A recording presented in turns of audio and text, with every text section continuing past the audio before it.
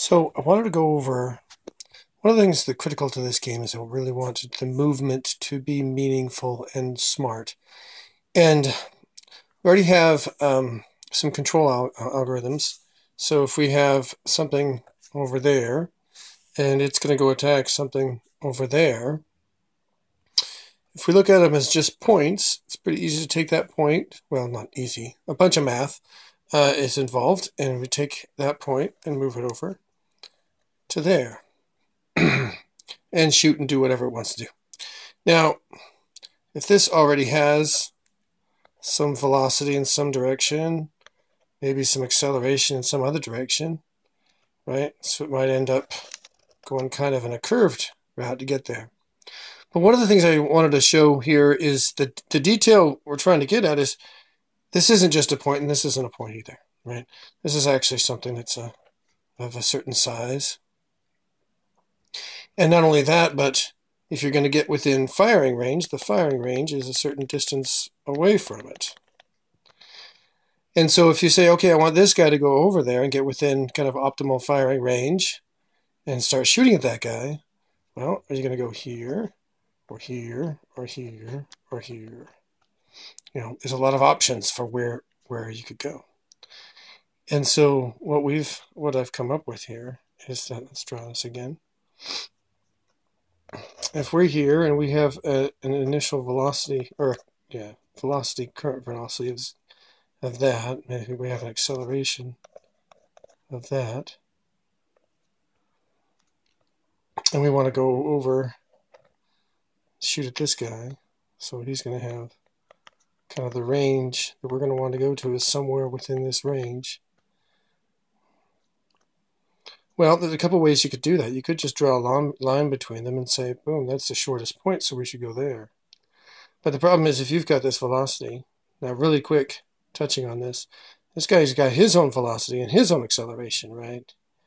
But it turns out, because we're in outer space here, and there is no preferred reference frame, we can just subtract those out and just pretend that he is fixed and add in both his velocity and with this guy's. I'll subtract.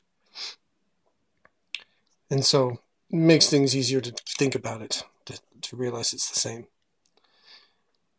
So we could go here, but with this velocity here, that means we're going to end up kind of going around and coming back here, which means we went further than we needed to, right? We can kind of see it as our human brains. We can understand that, oh, well, you're going to want to go around here and end up over here. But mathematically, how are we going to figure that out? How's the computer going to figure that out?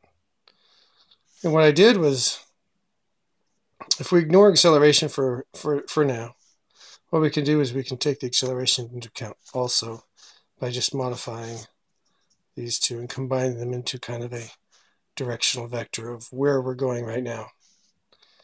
So we say, okay, if we just map this velocity vector, take this vector here, put it over here, okay. We say, we're going to want to end up going at that point. Okay. Because when we go out like this, we're going to end up going in some kind of curve. It's going to go around my pen, and end up there. And that's going to be pretty good. I don't know if it's going to be 100% optimal, but it's going to be really, really close. Now, if our initial vector, that's another case.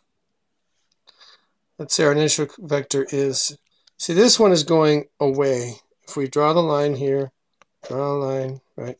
We're going up, the initial velocity is away from where we're trying to go to. If it's already in the same direction,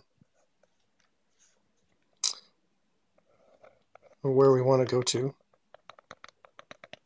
okay, draw our line, okay. We don't want to end up over there, right? That doesn't make any sense. The only case that might make sense is if we like overshoot and have to come back. Let's assume we're not going to overshoot though, right? What we really want to do is end up right about here. Well, guess where that is? If we reflect this vector across this line, Okay. So reflect it across this line. Then move that over there. Well, look at that. It's just perfect. So we just check.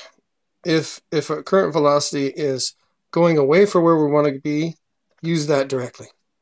If it's going towards where we already want to be, reflect it first, and then use that one. Then we can have, so pretty close. I haven't done the math to find out if this is actually optimal, but it's certainly intuitively anyway, thinking it through and looking at it, it looks pretty good. Looks really good.